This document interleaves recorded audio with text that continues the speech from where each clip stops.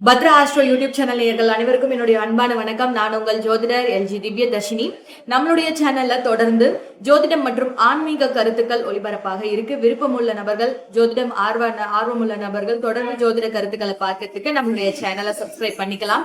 இன்னைக்கு நம்ம பார்க்க போற முதல் விஷயம் என்னன்னு பாத்தீங்கன்னா, சந்திரன் கோச்சாரத்துல அனுஷ நட்சத்திரத்துல இப்ப போயிட்டு இருக்காரு. சந்திரன் சனி சேர்க்கை ஏற்பட்டிருக்கு. இந்த நேரத்துல மீனத்திலையும் பாத்தீங்கன்னா கோச்சாரத்துல இப்ப சந்திர பகவான் சனி பகவானோட சேர்ந்து இருக்காரு. கன்னி ராசிக்கும் சனியுடைய பார்வை கிடைச்சிட்டு இருக்கு. அதே போல ரிஷப ராசிக்கும் தனுசு ராசிக்கும் இன்னைக்கு கோச்சாரத்துல இன்னும் 2 வருஷத்துக்கு இவங்களுக்கு பாத்தீங்கன்னா கோச்சாரத்துல சனிச்சந்திரன் பார்வை அப்படிங்கிறது இருக்கு.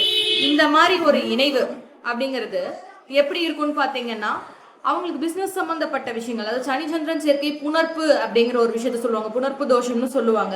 ஒரு சில நேரங்கள்ல இது பெரிய யோகம். அதாவது எதுக்கு யோகம்னு பாத்தீங்கன்னா, ஒரு பிசினஸ் நீங்க ஸ்டார்ட் பண்ணணும்னா சனிச்சந்திரன் சேர்க்கை இருக்கிற நபர்களுக்கு இயல்பாகவே பிசினஸ் சம்பந்தப்பட்ட விஷயங்கள்ல அதிக ஈடுபாடு நாட்டம் இருக்கும்.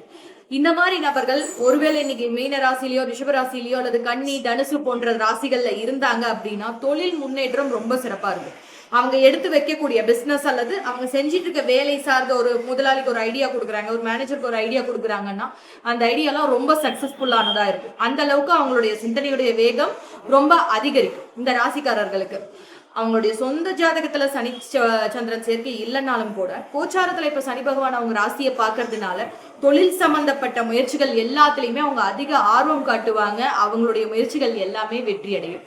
அதே போல சனிச்சந்திரன் சேர்க்கை இருக்கவங்க இந்த யூடியூப் மீடியா சம்பந்தப்பட்ட துறையில இருக்கவங்களுக்கு இது ஒரு சிறப்பான காலகட்டம். இந்த 4 ராசிக்காரர்களுக்குமே மீடியா கம்யூனிகேஷன், அதாவது திரையில வரணும், யூடியூப் சின்ன திரையில யூடியூப்ல மாதிரி சொல்றேன், யூடியூப் இன்ஸ்டாகிராம் இந்த மாதிரி விஷயங்கள் வச்சிருக்காங்களே அவங்களுக்கு இது ரொம்ப சிறப்பான காலகட்டம். ஆனா இதுல ஒரே ஒரு மைனஸ் என்னன்னு பாத்தீங்கன்னா, சனிச்சந்திரன் சேர்க்கை ஏற்படும் போது இந்த காலகட்டங்கள்ல இளைஞர்கள் நிறைய பேர் திருமணத்திற்காக பெண் பார்க்கக்கூடிய விஷயங்கள்ல ஈடுபட்டு இருப்பாங்க. சில பேர் பெண் பார்த்து வச்சிருப்பாங்க. கடை தாமதமாவே போயிட்டு இருக்கோம். இவங்கெல்லாம் என்ன பண்ணணும் அப்படின்னா, பக்கத்துல இருக்கக்கூடிய ஏதாவது ஒரு கருமாரி அம்மன் கோவிலுக்கு போய் உங்க ஜாதகத்தை வச்சு சாமி கும்பிட்டுட்டு அங்க ஒரு 10 பேருக்காவது தயிர் சாதத்தை அன்னதானமா வழங்கிட்டு வந்துட்டு உங்க கல்யாண பேச்ச ஆரம்பிச்சீங்கன்னா ரொம்ப சிறப்பா வெற்றிகரமா அமையும். இதுல ஒரு விஷயம் என்னன்னு பாத்தீங்கன்னா, இந்த சனிச்சந்திரன் சேர்க்கை இருக்கும் பொழுது நீங்க ஏற்கனவே பொண்ணு பார்த்து வச்சிருந்தாலும் சரி, அல்லது இனிமேதான் நாங்க ஜாதகம் பையனுக்கு வெளியே விட போறோம், பொண்ணுக்கு வெளியே விட போறோம் அப்படின்னா இந்த பரிகாரத்தை பண்ணிட்டு நீங்க ஆரம்பிச்சீங்கன்னா உங்களுக்கு அமையக்கூடிய வரணும் நல்லபடியா அமையும்.